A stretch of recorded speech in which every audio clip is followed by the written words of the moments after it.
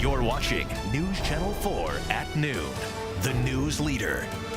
Thank you for joining us here at noon. I'm Ken Ogle. We are streaming this newscast live worldwide at KFR.com/live. We begin at noon with breaking news. News Channel 4 obtained the videotape interrogation of former Oklahoma City police officer Daniel Holtzclaw. You'll remember Holtzclaw was convicted last December on 18 of 36 counts involving sex crimes. He is now serving a 263-year prison sentence. News Channel 4's Allie Meyer got a look at that interrogation video earlier today and joins us live from the Oklahoma County Courthouse with all the details. And Allie, the jury only saw portions of that videotape during the trial, but this time it's the first time the public is seeing it. Kent, Daniel Holtzclaw has never given an interview to the media, didn't make any statements as he walked out of the Oklahoma County Jail. He didn't even take the stand in his own defense here at the Oklahoma County Courthouse. In fact, the only people who have heard from Daniel Holtzclaw and the public are those jurors and the people that sat in on the trial here at the courthouse. And so now, for the first time, here on News Channel 4, you'll get to hear from Daniel Holtzclaw. And a warning for our viewers, the content of this report is graphic. You got a piss or anything? You can have sit there. That's probably more. We are inside the interrogation room at Oklahoma City Police Headquarters, and that's Officer Daniel Holtzclaw, whose 3-year unstained career with the Oklahoma City Police Department is about to come to a scandalous end. You have the right to remain silent. You understand that? Detective Kim Davis reads Holtzclaw his Miranda rights, and he agrees to talk without an attorney. For the next 2 hours, those detectives will probe for information about the allegation that just came in the night before. A 57-year-old Oklahoma City woman who'd filed a complaint. That somebody made some allegations against an officer. They don't know the officer's name, none of that. And you said that you made a traffic stop after work, but you didn't call it in. I didn't call it in. Where was that? It was about Northeast 50th and Lincoln, just to the west. Okay. Tell me about that stop. And it begins. That victim, Janie Liggins, was the first of what would become 13 official accusers, women who say they were sexually assaulted by Officer Holtzclaw on duty during traffic stops in Northeast Oklahoma City. Do you make traffic stops normally after work? I don't, but in that case, I saw her swerve and whatnot, so I mean, me, I don't. Felt. After I get off work, she said when she said, "Do you want me to show you?" You said, "Yeah," and she went, "Woo." No, I didn't. But could she have been, woo, flashing you? And now you don't want to tell me because you're afraid you're going to get in trouble? No. When I told her no, I said no. Then she didn't go, yeah, no. You know, because sometimes drunk girls are having a good time. Yeah, and partying down. And let's face it, I've already heard stories about officers people and whatnot. They so want officers for hubbies or whatever. I said no. But you could have said no. But I'm asking you if she flashed you anyways. I didn't see her. I didn't see her breasts. Boobies? I didn't see her breasts. A 15-minute off-the-grid traffic stop that would destroy Liggins' life, obliterate Holtzclaw's career, and leave an international black eye on his department. 20 minutes into the interrogation, and the true nature of the complaint comes into focus. Do you recall putting your penis in her mouth? I don't. Would you recall that if you did it? If I did, yeah. Holtzclaw agrees to a DNA sample and turns over his uniform. He will never patrol the streets of Oklahoma City again. So the interrogation is 2 hours long, and we know you're interested in it. We're going to go ahead and put the whole thing on our website, k4.com. Kent, it is lengthy. And so check back regularly throughout the day. If you've downloaded our app, go for it. We're going to send out a push alert when the full tape is ready for the public to see.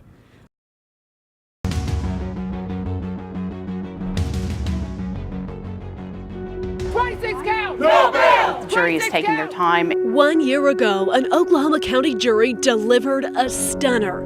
6 weeks of testimony, 4 days of deliberations, and the jury came back with a split decision. 18 convictions, 18 acquittals. The defendant is guilty of the crime of sexual battery. While they may have been torn on the verdicts, their rendering of justice came at breakneck speed. 263 years behind bars for Daniel Holtzclaw. Amen. Amen. Yeah. The sentence was a soapbox for civil rights leaders. Daniel Holtzclaw crumpled under the weight of all those years. We were shocked, as you probably saw in the video, that we were not anticipating a guilty verdict at all. Eric and Kamika Holtzclaw sat in that courtroom every single day. They've spent their life savings defending their only son. He's my son. We love him. I wouldn't think twice to give my heart and soul to have him free. Money is money, but we have a family and we want him home. He didn't do. Yeah, so we are still fighting for him. Every day fighting for him. They are focused on his appeal now, and evidence they say was misrepresented in court to the members of the jury. They were misdirected, they were misguided, misinformed by the prosecution. Daniel's older sister Jenny is the outspoken advocate in the family. We're obviously going to keep on fighting until Daniel does walk out of those doors. She has spent the year poring over her brother's case, blogging and fundraising, and desperately searching for experts to bolster their grounds for appeal. That's the only thing Daniel has ever wanted, is people to read for themselves, learn about this case.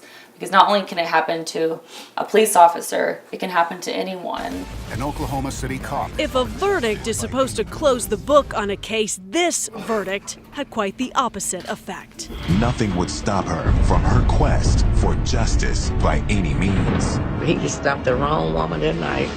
That 263-year sentence seemed to open the door to more questions and more coverage. Every few months, another storyline emerged on national news magazines. But now a group of women who say that they had a very different reason to be afraid. They say a menace wearing a badge. And independent documentaries about the twists and turns in the case. No forensic evidence supported Ligon's account, and her stories kept changing. Today, as many of you know, is the 1-year anniversary of the verdict in Daniel's case. We are in Enid, Oklahoma, on the anniversary of the verdict. It is Daniel Holtzclaw's hometown, and it's his 30th birthday. He is miles away, being held in secret, locked up in a prison out of state. It's a great crowd. We already have. It's almost pretty much packed. I mean, we sold out, so. Another TV crew is unveiling their take on his case. Conservative online journalist Michelle Malkin serves up a 2-part investigation detailing Daniel's innocence. That's right, despite the verdict and that sentence, she doesn't think he did it. I opened my mind to this shocking possibility that no, he didn't do what he was accused of. Malkin and a vocal minority have joined with the Holtzclaw family to fight for convicted rapist Daniel Holtzclaw. We've had a lot of support from officers saying, you know, they threw him under the bus. It wasn't fair. The ones that worked with him knew Daniel and knew he wasn't that kind of guy. Daniel Holtzclaw's supporters believe he got caught up in a national news cycle where anti-police sentiment silenced the facts of the case. And speaking of the facts of this case, the linchpin of the prosecution, that DNA evidence, the defense now believes may be key in his exoneration. Coming up after the break, new information about the DNA found inside Holtzclaw's pants. They never tested for vaginal, semen, saliva, blood, nothing. And more on Holtzclaw's victims in the months following the verdict. They're still being attacked, online. They're being attacked as the deadline for his appeal starts to come. Our story continues after the break.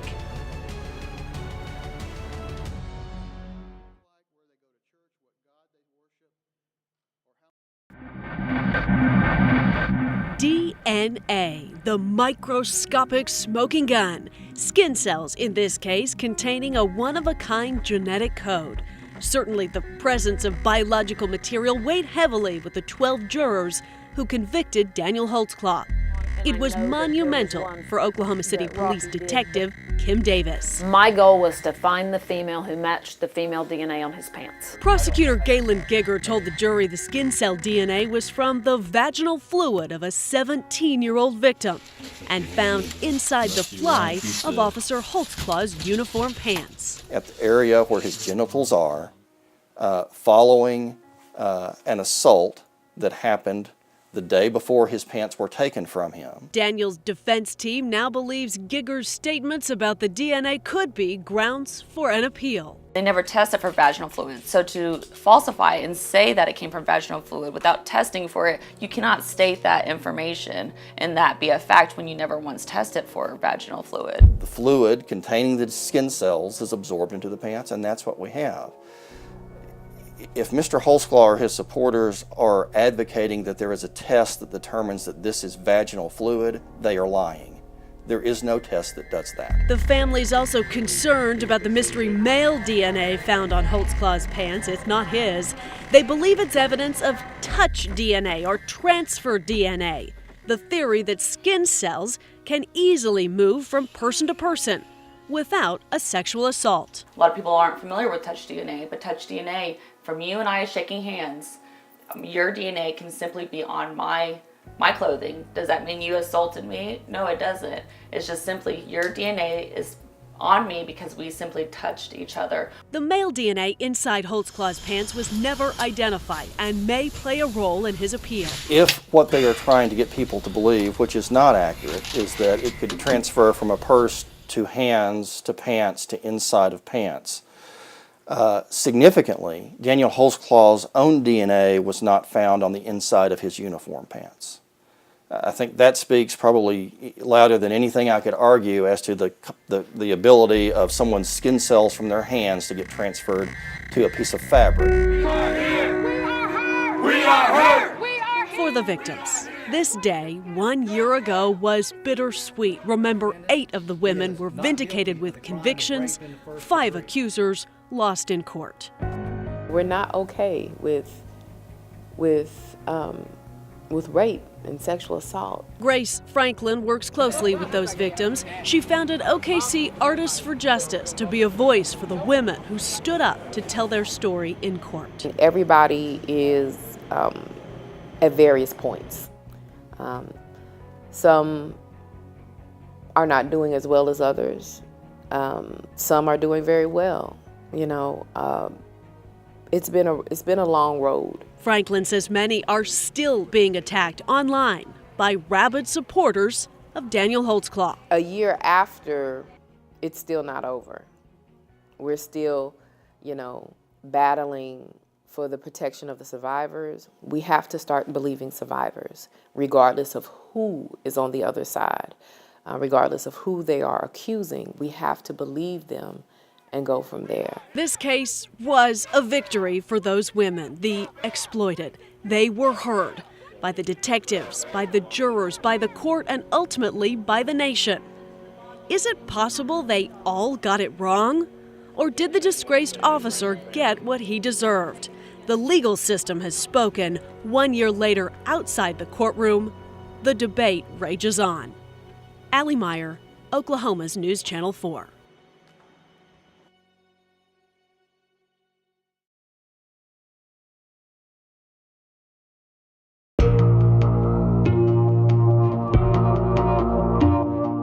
Daniel Holtzclaw is a few months into his 263-year prison sentence. He is in state custody, being held in a secret location and using an alias for protection. He is settling into life behind bars as a convicted serial rapist. Meanwhile, on the outside, his legal team prepares their appeal as they hope for a second chance in court. Daniel, did you really do what they say you did? What do you have to say to the victims? Did you prey on women while on patrol? Anything you want to say to friends or family? The allegations were jaw-dropping.